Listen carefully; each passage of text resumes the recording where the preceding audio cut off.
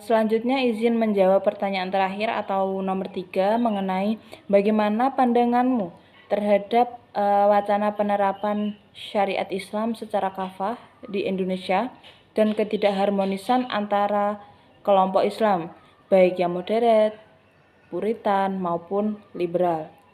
Dan jelaskan disertai dengan data sejarah dan solusinya. Oke, pandangan terhadap syariat Islam secara kafah. Terdapat dua pandangan, di mana yaitu pandangan pro atau setuju dan pandangan kontra tidak setuju. Bisa diibaratkan seperti itu. Oke, untuk pandangan pro, kelompok puritan, kelompok ini seperti Salafi dan Wahabi, umumnya itu mendukung penerapan syariat Islam secara kafah karena mereka percaya bahwa hukum Islam harus menjadi dasar dari semua aspek kehidupan. Ada juga beberapa ormas, misalnya Hizbut Tahrir Indonesia (HTI) yang telah dibubarkan. Mereka itu mendorong penerapan khilafah dan hukum syariat itu secara menyeluruh. Serta pandangan kontra ya. Pandangan kontra itu seperti kelompok moderat, di mana organisasi seperti Nahdlatul Ulama, NU, dan Muhammadiyah itu lebih mendukung penerapan nilai-nilai Islam dalam kerangka negara hukum Pancasila, bukan penerapan syariat Islam secara kafah. Ada juga kelompok liberal yang menolak penerapan syariat Islam secara kafah karena dianggap tidak sesuai dengan prinsip demokrasi, pluralisme, dan hak asasi manusia.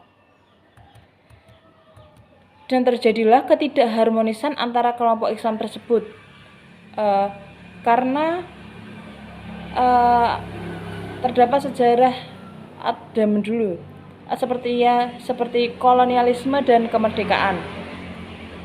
Selama era kolonialisme dan setelah kemerdekaan terdapat ketegangan antara kelompok yang menginginkan negara Islam dan mendukung negara kebangsaan. Misalnya Piagam Jakarta pada 1945 yang mencantumkan kewajiban menjalankan syariat Islam bagi pemeluknya diubah untuk mengakomodasikan keberagamaan. Pada masa Orde Baru, gerakan Islam politik ditekan. Tetapi setelah reformasi 1998 muncul berbagai ekspresi politik Islam, termasuk yang mendukung penerapan syariat Islam secara kafah. Setelah itu, pasca reformasi, juga terdapat ketegangan antara kelompok Islam yang meningkat dengan munculnya berbagai organisasi yang mendukung dan menentang penerapan syariat Islam secara kafah. Oke.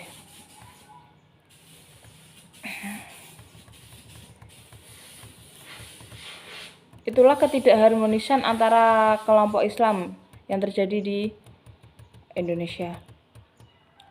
Selanjutnya, bagaimana sih solusi untuk mencapai keharmonisan antara kelompok-kelompok tersebut? Oke, kita dapat melakukan yang pertama yaitu dialog antar kelompok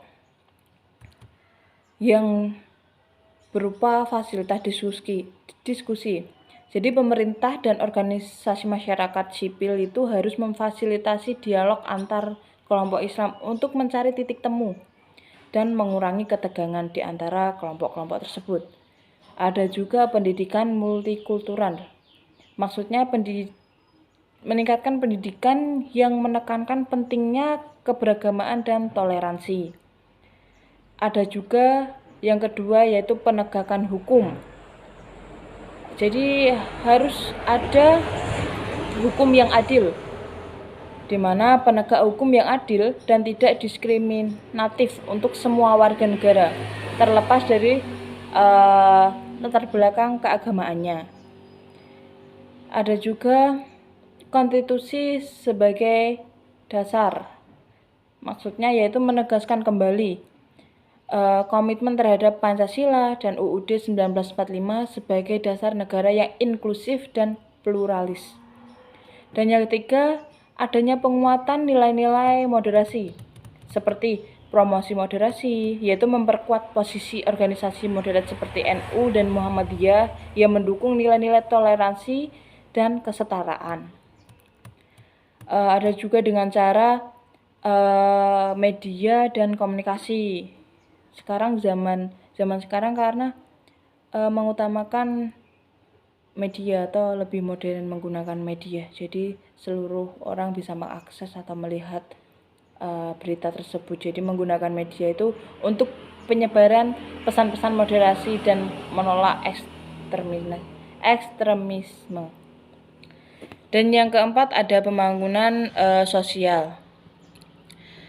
Jadi untuk pengetesan kemiskinan meningkatkan kesejahteraan sosial dan ekonomi untuk mengurangi potensi radikalisme. Ada juga negara kita itu harus mengutamakan pendidikan dan kesempatan mereka untuk bekerja. Jadi memberikan akses pendidikan yang layak dan lapangan pekerjaan yang lebih baik untuk mengurangi frustasi sosial yang bisa mengarah pada ekstremisme. Jadi untuk mencapai harmoni di antara berbagai kelompok Islam ini di Indonesia itu membutuhkan pendekatan yang inklusif, menghormati keberagamaan dan mengedepankan dialog serta rasa toleransi yang tinggi. Karena di Indonesia ini terdapat berbagai macam budaya, agama, dan kita harus mengutamakan atau meninggikan sikap toleransi kita antar sesama. Oke, sekian jawaban singkat untuk pertanyaan terakhir nomor 3 dari saya. Kurang lebihnya saya mohon maaf. Jika ada salah kata atau yang tidak berkenan saya juga mohon maaf. Wabillahi taufiq wal hidayah. Wassalamualaikum warahmatullahi wabarakatuh.